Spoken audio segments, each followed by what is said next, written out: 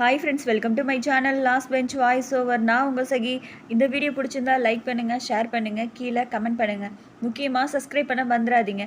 வாங்க வீடியோக்குள்ளே போகலாம். ஹீரோவோட அம்மாவும் தங்கச்சியும் அப்படி பேசிகிட்டு இருக்காங்க. தங்கச்சி அம்மா மேலே ரொம்ப கோவப்படுறா. என்னம்மா நீங்கள் வந்து எத்தனை நாள் ஆச்சு? அண்ணனோட பிறந்தநாளை செலிப்ரேஷன் பண்ணுறதுக்காக தான் வந்தோம். இப்போ முடிஞ்சிருச்சு, இப்போ கிளம்ப வேண்டியதானே. ஆனால் நீங்கள் என்னடான்னா இங்கே ஒரு வீடு பார்த்து இங்கே தங்கலான்னு நினைக்கிறீங்க. என்னம்மா நினச்சிட்டு இருக்கீங்க அப்படின்ற மாதிரி அவங்க ரொம்ப கோவப்படுறா அம்மாவும், என்ன பேசிகிட்டு இருக்க நீ? இதுதான் என்னோட சொந்த ஊர். அது மட்டும் இல்லாமல் என்னோட அண்ணன், அண்ணி, சொந்தக்காரங்க, என் பையன் எல்லாமே இதே ஊரில் தான் இருக்காங்க. நான் சொல்லப்போனால் சிங்கப்பூர் வர்றதுக்கு முன்னாடி கூட நான் இங்கே தான் இருந்தேன். உனக்கு தெரியும்ல. அது மட்டும் இல்லாமல் நீ எப்போ பாரு உன்னை பற்றி மட்டும்தான் யோசிப்ப. என்னை பற்றி யோசிக்க மாட்டேல்ல. இங்கே இருந்தேன் அப்படின்னா என் பையனை பற்றியும் அவன் என்ன பண்ணுறா ஏது பண்ணுறான்னு பக்கத்துல இருந்து நான் பார்த்துப்பேன். அதனால தான் இந்த ஒரு முடிவு எடுத்தேன் அப்படின்ற மாதிரி அவங்க சொல்கிறாங்க.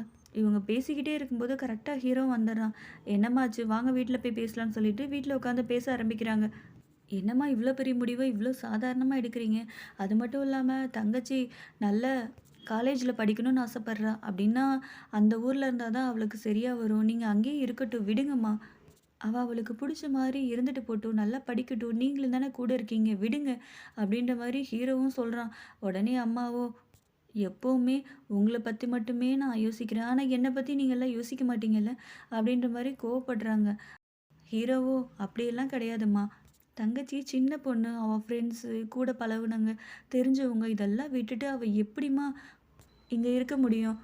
ஸ்டடீஸ் முடியட்டும், முடிஞ்சதுக்கப்புறம் இங்கே வாங்க, அதுக்கப்புறம் நல்ல வீடாக பார்த்து நம்ம இருந்துக்கலாம் அப்படின்ற மாதிரி இவனும் சொல்கிறான். உடனே தங்கச்சி, ஆமாம்மா அண்ணன் சொல்கிறதா கரெக்டு, அண்ணன் சொல்கிற மாதிரியே நம்ம செய்யலாமா அப்படின்ற மாதிரி இவ சொல்கிறா. உடனே அம்மாவும் ரொம்ப கோவப்பட்டு, போதும் நிறுத்துங்க, கத்திடுறாங்க. கரெக்டாக ஹீரோயினையும் டோர் ஓப்பன் பண்ணிட்டு உள்ளே வரா. ஒரு பெரிய பாக்ஸ் தரா. இதில் ஜாமான்லாம் இருக்குது, வேணுங்கிறத எடுத்துக்கோ. அம்மாவும் தங்கச்சியும் வந்திருக்காங்களே, நான் வேணால் சாப்பிட்றதுக்கு எடுத்துகிட்டு வரட்டுமா அப்படின்ற மாதிரி பேசிகிட்டே இருப்பா. கரெக்டாக இவங்க முகத்தெல்லாம் பார்த்துட்டு, ஓ தப்பான நேரத்தில் வந்துட்டேனா, சரி நான் கிளம்புறேன் அப்படின்னு சொல்லிட்டு குடுகுடுன்னு ஓட போகிறா. ஹீரோவும் அவளை பிடிச்சி இழுத்து கிஸ் பண்ணிடுறான். இதை அம்மா பார்த்துடுறாங்க. என்னடா பண்ணிட்டு இருக்க, விடுடா அப்படின்னு சொல்லிட்டு தள்ளி விட்டுட்டு அவள் ஓடி போகிறா.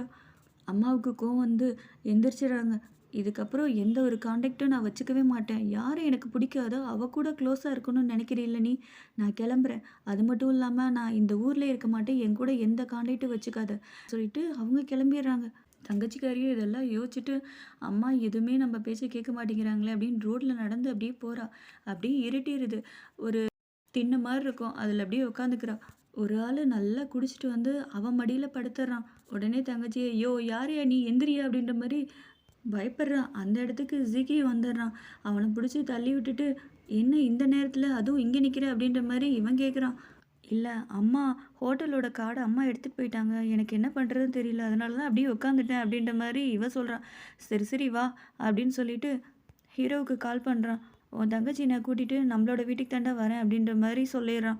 வீட்டுக்கும் தங்கச்சி வந்துடுறா. சோஃபாவில் உட்காந்துட்டு இருக்கா. ஃபுட்டு எடுத்து மீனுக்கு போட்டுட்ருக்கா. இதை 2 ஃப்ரெண்டுக்காரியும் சினிமாக்காரியும் பார்த்துட்ருக்காங்க. ஃப்ரெண்டுக்காரிக்கு கோவம் வந்துடுது. ஏன்னா அந்த மீனை அவளை தவிர வேற யாரையும் தொட விட மாட்டா. என்னடி இவ என்னோட மீனுக்கு இவ ஃபுட்டு போடுறா, இவ போடுறதுக்கு இவ யாருடி அப்படின்ற மாதிரி இவ போகிறா. உடனே சினிமாக்காரி பிடிச்சி இழுத்துடுறா. ஹீரோயினி கிட்ட கேட்குறாங்க, என்னடி இது இவ இங்கே தான் இருக்க போகிறாளா அப்படின்ற மாதிரி கேட்குறாங்க. இல்லை இல்லை, அவள் கிளம்பிடுவா, ஜிக்கியை தான் பார்த்து கூட்டிகிட்டு வந்தான் அப்படின்ற மாதிரி இவ சொல்கிறா. போச்சா அப்படின்ற மாதிரி இவங்க 2 பேரும் அப்படியே மூஞ்சி சலிச்சுக்கிறாங்க. இவ ரொம்ப திமிரு பிடிச்சவளாச்சே, இவ இருக்கிற வரைக்கும் நமக்கு தலைவலி தான் அப்படின்ற மாதிரி 2 பேரும் யோசிச்சுட்டு இருக்காங்க. உடனே ஃப்ரெண்டுக்காரியோ, நான் அந்த மீனோட தண்ணியை கண்டிப்பாக மாற்றிடுவேன் அப்படின்ற மாதிரி சொல்கிறா. ஹீரோவோ பெட்டு கவர் எடுத்துகிட்டு வரான். வா நீ நானும் பெட்டை ரெடி பண்ணலாம் அப்படின்ற மாதிரி ஹீரோ சொல்கிறான். உடனே ஜிக்கியோ, என்ன சொன்ன? இவன் கூட ஒன்றா ஒரே நைட்டில் தங்கணும்னு நினச்சின்னா அப்பாவுக்கு கால் பண்ணிடுவேன் அப்படின்ற மாதிரி இவன் மிரட்டுறான். உடனே ஹீரோயினியும் விளையாடாதரா அப்படின்னு சொல்லிட்டு போயிடுறா. இந்த போர் அடிக்கும்போது இது பாரு அப்படின்னு சொல்லிட்டு டேபு தரான். ஃப்ரெண்டுக்காரியும் மீனோட தொட்டியில் இருந்த அந்த தண்ணியெல்லாம் மாற்றிட்டு அப்படியே கிளம்புறா. தங்கச்சியை பார்த்து, சாப்பிட்டியாம்மா, பெட்டு கவரெல்லாம் மாற்றிடுவாங்க, நீ அந்த ரூம்லேயே தங்கிடுமா அப்படின்னு சொல்லிட்டு அவள் சொல்லிட்டு இருக்கா. ஜிகியூ மிரட்டுறான், அவங்களுக்கு தேங்க்ஸ் சொல்லு அப்படின்ற மாதிரி. உடனே இவளும் தேங்க்ஸுங்க அப்படின்ற மாதிரி இவ சொல்கிறா. ஃப்ரெண்டுக்காரியே, உன்னோட தன்னடக்கம் எனக்கு ரொம்ப பிடிச்சிருக்குமா அப்படின்னு சொல்லிட்டு ஃப்ரெண்டுக்காரி கிளம்பிடுறா. மறுநாள் விடிஞ்சிருது. சோஃபாவில் உட்காந்து தங்கச்சிக்காரி ஸ்நாக்ஸ் சாப்பிட்ருக்கா.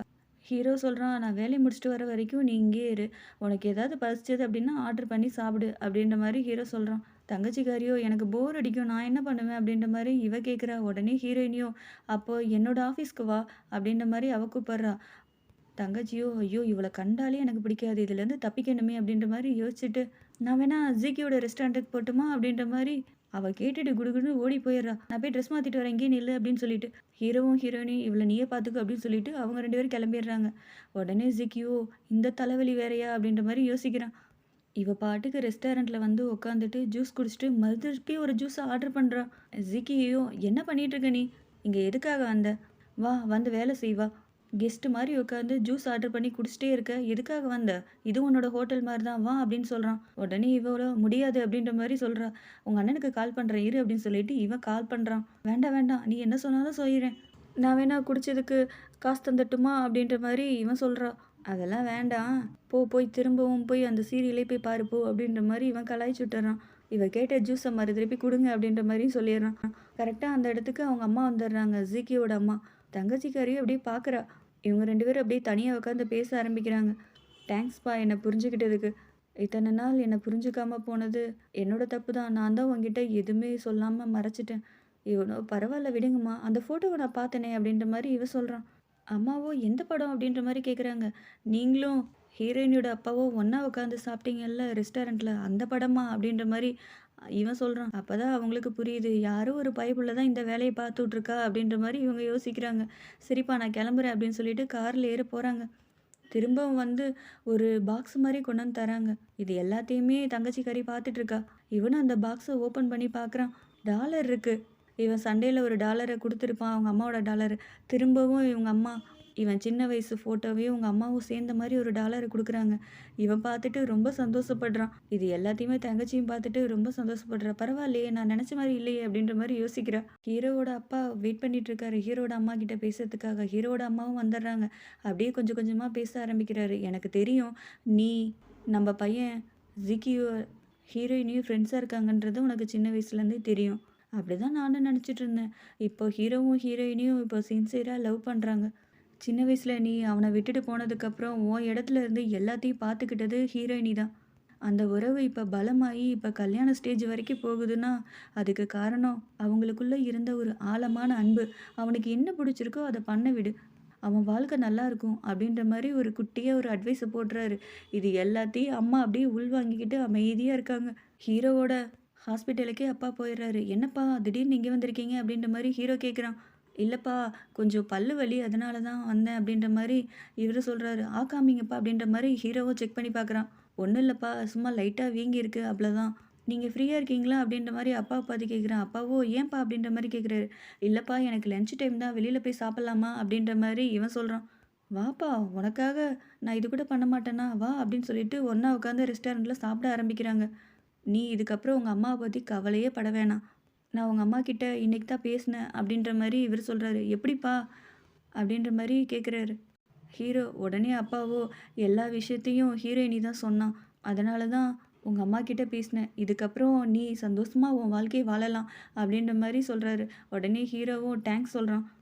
சினிமாக்காரியும் அப்படியே சோஃபாவில் உட்காந்து டிவி பார்த்துட்ருக்கா. அந்த இடத்துக்கு தங்கச்சிக்காரி வந்து உட்காந்துக்கிட்டு ரிமோட் எடுத்து இவ டிவியை மாத்துறா. உடனே அவளுக்கு கோவம் வந்துடுது. வேகமாக அங்கேருந்து கிளம்புறா. கரெக்டாக ஹீரோயினையும் டோர் ஓப்பன் பண்ணிட்டு வரா. இங்கே பாருடி இவ என்ன வேலை பண்ணிட்டு இருக்கா அப்படின்ற மாதிரி ரொம்ப கோவப்படுறா. ஹீரோவும் வந்து வா அப்படின்னு சொல்லிட்டு தங்கச்சியை கூட்டிகிட்டு போகிறான். போகும்போது அப்படியே போகிறா. சினிமாக்காரியை பாத்தியடி இவளுக்கு ரொம்ப திமிரு தாண்டி அவங்க அம்மா மாதிரியே அப்படின்ற மாதிரி சொல்கிறா. அடுத்து என்ன நடக்க போகுதுன்னு தெரிஞ்சுக்கணும் அப்படின்னா வெயிட் பண்ணுங்கள். அது வரைக்கும் பாய் ஃப்ரெண்ட்ஸ்.